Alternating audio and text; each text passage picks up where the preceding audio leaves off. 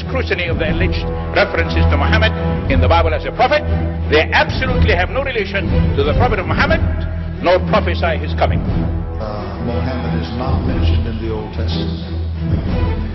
Muhammad is not mentioned anywhere from Genesis to Revelation. Muhammad is God's true messenger. That's a joke.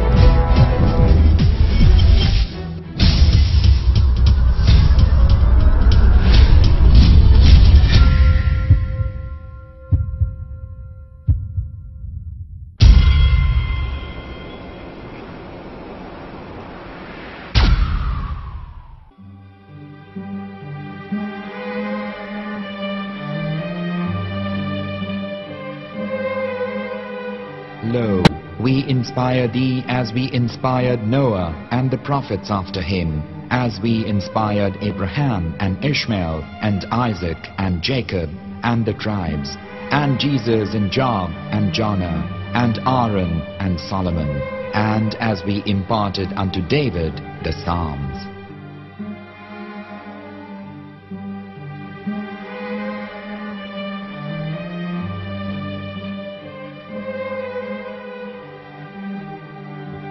The verse we've just heard is from chapter 4 of the Quran.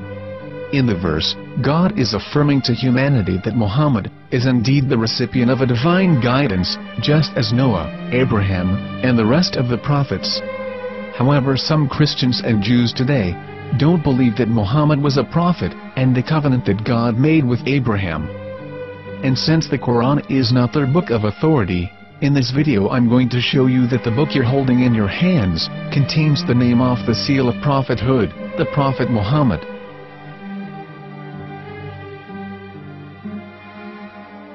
As known, the Old Testament was preserved in the Hebrew language. In the 5th chapter of the Shir HaShirim, which is one of the 5 Megillat or sacred scrolls that are part of the Hebrew Bible, or for short the Song of Solomon, as Christians know it today. That chapter is discussing someone.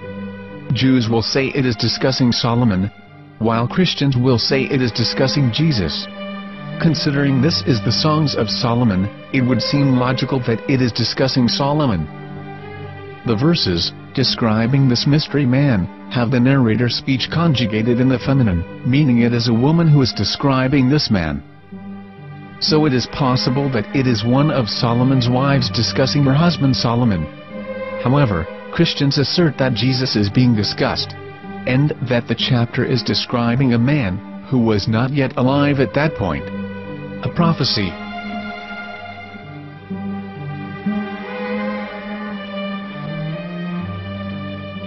In reading the English translation of Song of Songs 5:16, it finishes the description by saying, "He is altogether lovely," but what most people don't know is that the name of that man was given in the original Megillat.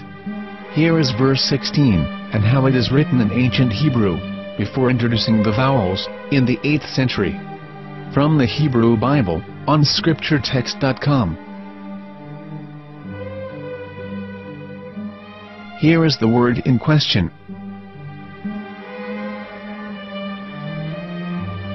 This word is made of 4 letters.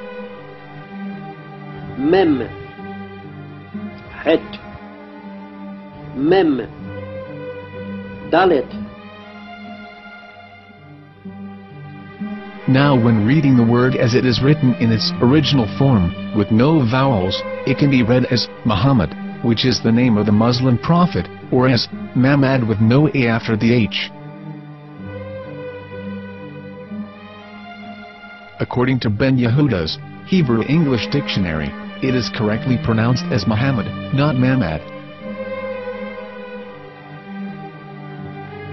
So how we're going to know for sure if it's pronounced as Muhammad, the Muslim prophet, or as Mamad, a random Hebrew word? The only way is to give the verse to a rabbi and say to him, "Please read."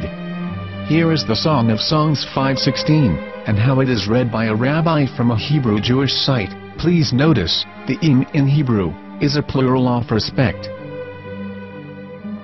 Hiko mamtakim vechullo mahamadim ze dodi vezer'i benot Yerushalayim.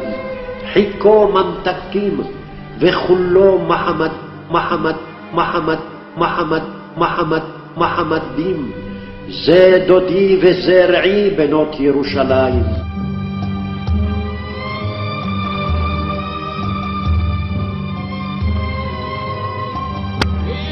Coming out from the darkness, there are no other gods but God, and Muhammad is his messenger.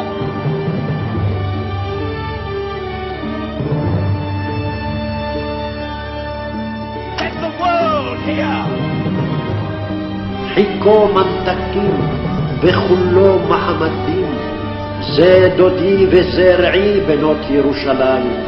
חיכו ממתקים וכולו מחמד, מחמד, מחמד, מחמד, מחמד, מחמדים. זה דודי וזרעי בנות ירושלים.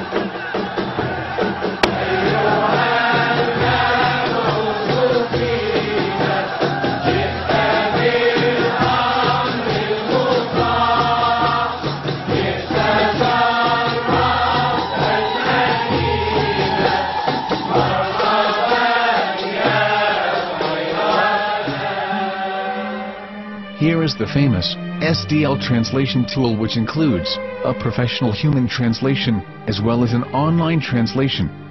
We're going to copy our Hebrew word of the Song of Songs directly from the Jewish site. It's the same site where you can hear the rabbi reading the verse in Hebrew.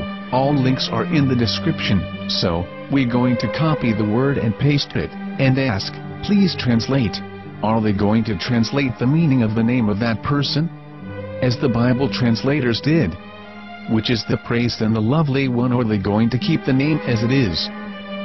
Well, see it yourself. Here is the World Lingo Translator. The result is the same. It's Muhammad. You have no right. You have no right to translate names of people. Anybody. Your name should be retained. Mr. Black is Mr. Black, though he's white. You have no right to translate names of people. But they have been doing that. Muhammad ibn, they translated as altogether lovely. But the word Muhammad in the Hebrew language, the word Muhammad in the Hebrew language.